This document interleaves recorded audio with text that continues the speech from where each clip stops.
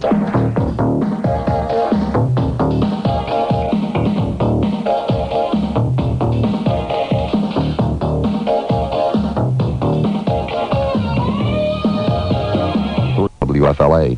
Hey, Bob, love the show. I just wanted to know if you caught the great Republican debate last night and what you thought of that wingnut Bush. No, I didn't. Unfortunately, I kept watching Telly Savalas, who I really believe was Geraldo Rivera with his head shaved. Yeah, that was great when he kind of ran into the chair there, wasn't it? Yes, it was. That was one of the highlights of the program. Oh, well. Poor old man. you know Telly. That was a tragic program. Well, I just wanted to hear your opinion. I thought maybe you caught the show last No, the truth of the matter is, to tell you, I forgot it. I did see some highlights on CNN this morning, and I understand I saw all that was worth watching, too, in those 2 minutes of highlights. Yeah, that's about it. And that other stroke Robertson trying to get everybody to join the Republican Party. Well, I understand there's pandemonium broke out when he got up and he was passing the basket. But Okay, have a good one. Basically, although we've kind of gotten away from this with a tilt toward blaming people and offending people for anything, doesn't make any difference. Mike in Tampa. Hi, Mike. You're on the air at WFLA. Hi, Bob. Hello, Mike. I wanted to ask you a question about radio ethics. I listened to your show when you had David Caton from the National Federation for Decency on. Uh-huh. And I was completely subscribing to your point of view. As a matter of fact, it was the first time I ever became annoyed with you on the radio because I was starting to get the impression you were not going to release his telephone number after issuing him a challenge like that. But then when that little dink called up and told you absolutely couldn't, I thought it was a very appropriate moment to release it. The next day, I traveled down to Miami, and I heard a talk show on a very similar subject. I was listening to WIOD, the Steve Kane show, and he had a lawyer on, Jack Thompson. Talk about radio ethics, yeah. Yeah, really. They don't come up to the level that you people do in Tampa. But anyway, the lawyer was the attorney for a chairman in Fort Lauderdale that had been trying to get in bilingual law. And he had fallen victim to a real dastardly radio commentator, Neil Rogers, right, who is an admitted bigot and a very hot-headed type of talk show host. Neil Rogers got Jack Thompson's private phone number for his office, which was in his home, and encouraged people to call him up and voice their displeasure with the bilingual law. He was inundated for months with death threats, threats on his business. He had pizzas ordered to his house. That was a little closer to weeks than months, but yeah. Anyway, the question was, he was bringing a suit against Neil Rogers, claiming that Neil Rogers was responsible for what his listeners perpetrated against him. And I thought it was an interesting contrast. Now, your action seemed appropriate to David Caton in the sense that you were more or less encouraging the same type of behavior, the same type of thing that he was doing. This other case does not seem to be that point.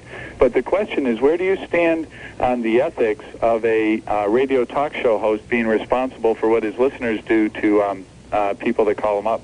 Okay, I have not heard, for myself, the situation that you're talking about, although I do have some knowledge and understanding of it. And my understanding is that the number was given repeatedly over a long period of time. It wasn't a one-shot deal or a one-day deal, but it was just over and over and over again.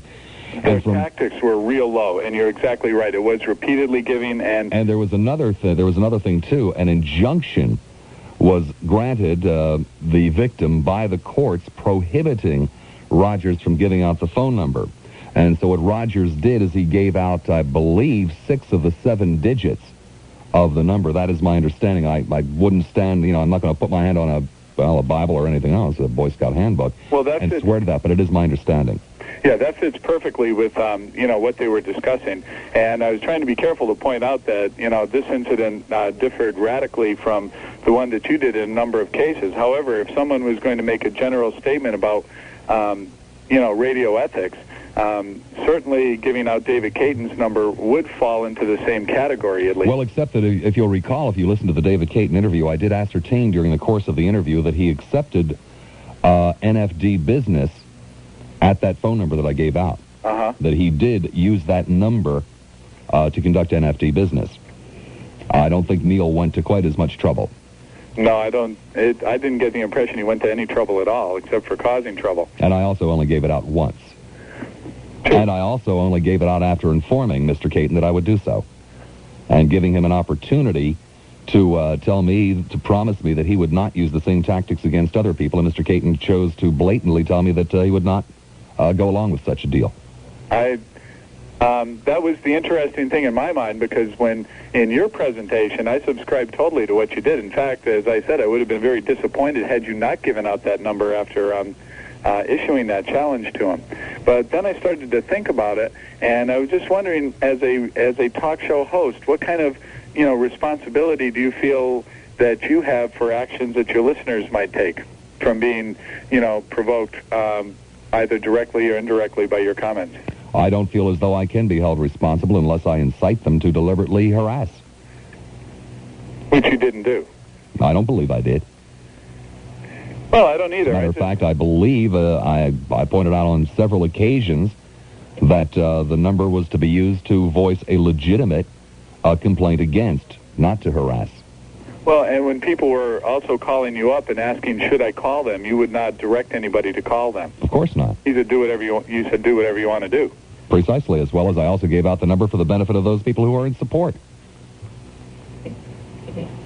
Okay, so you would look at this as being like two entirely different cases. From what I know of the instance that you're talking about in Miami, and I do not have direct personal knowledge, I only have secondhand hearsay.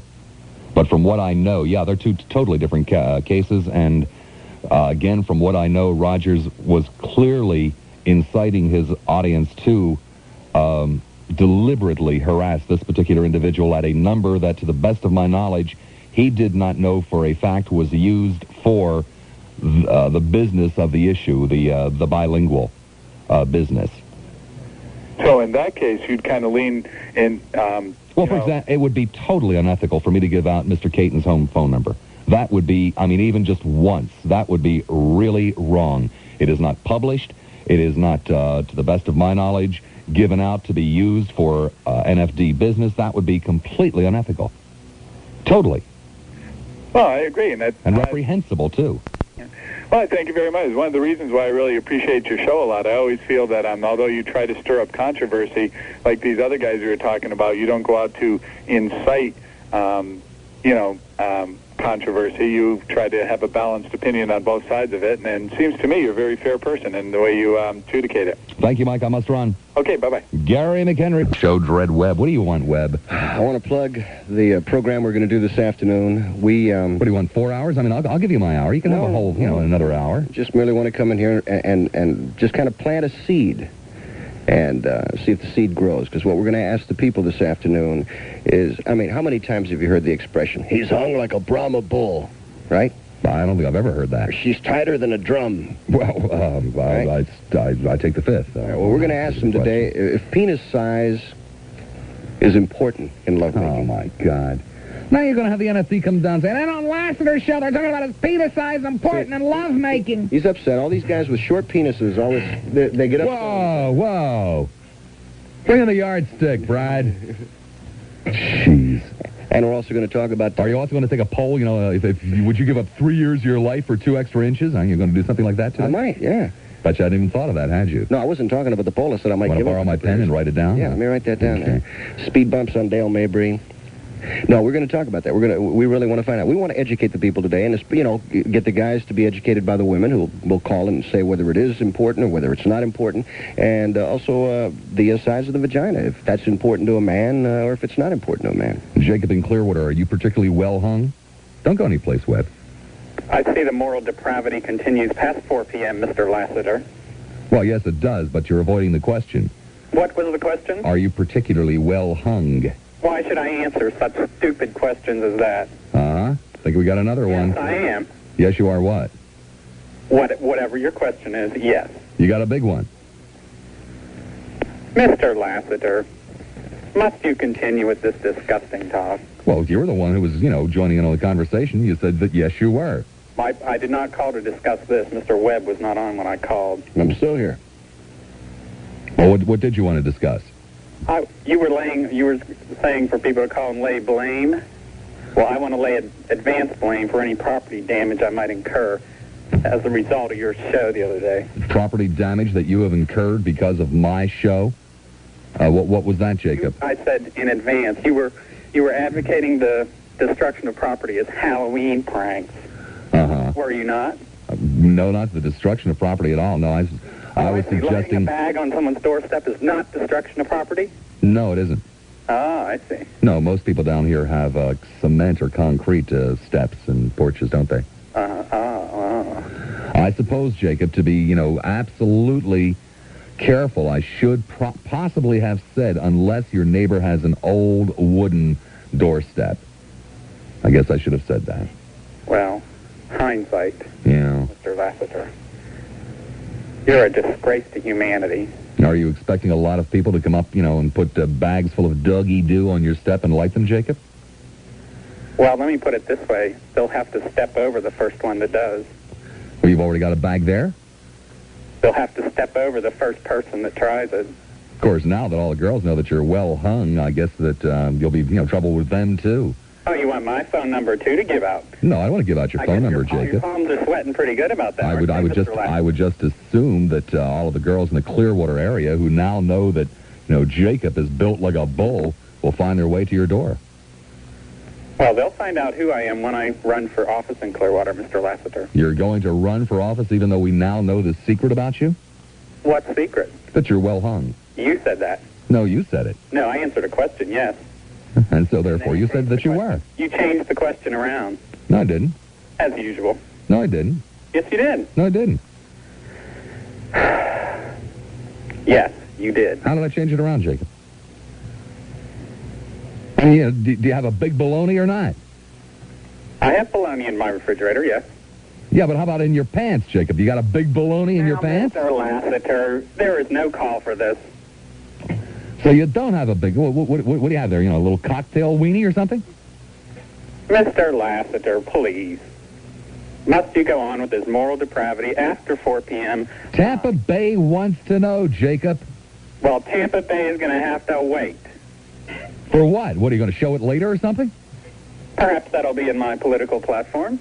Well, you're going to stand up there on the platform and whip it out, Jacob? Mr. Lassiter, have you no sense of decency? There are children and old women listening to this. What, are you afraid you're going to scare them? Is it that big? Are you quite through? No, I don't get through for another 10 minutes, Jacob. Gary McHenry standing by with a WFLA. That's tremendous. I couldn't top that one. In regards to last night's Titanic, the sinking that we both I did have a sinking feeling watching it now that you mentioned it. took roll H while we were watching it. Yeah, it felt like someone had blown out my boilerplate or something. Oh, Jesus. Savalas looked like he was torpedoed on that Jack Daniels. Whoa. You know what struck me odd? I sailed on the Great Lakes, and Ted knows where Sault Ste. Marie is.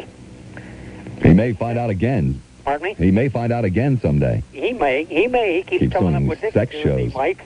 Now, Ted is familiar with the Great Lakes, and I served on the sister ship to the Edmund Fitzgerald, and she went down in Superior, and we were about 35 miles northeast of her when she set out the distress call. That's what's bothering me about the California. Of course, as you pointed out, it was an independent wireless. Nowadays, in those years, it was.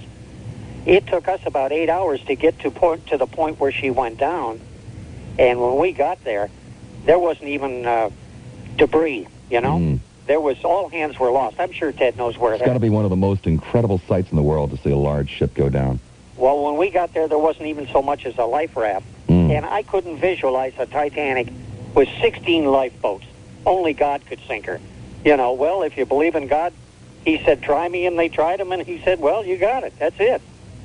But I heard you earlier about the woman with the cars and 7%, and I said, Jesus, don't tell me Lassiter's going to get saddled with this for the next 25 minutes. So I had to call and mention. I know you've heard all you need to hear about the Titanic. Thank you, James. Take care, Bob. 32% that sample, and the rest was mainly nitrogen.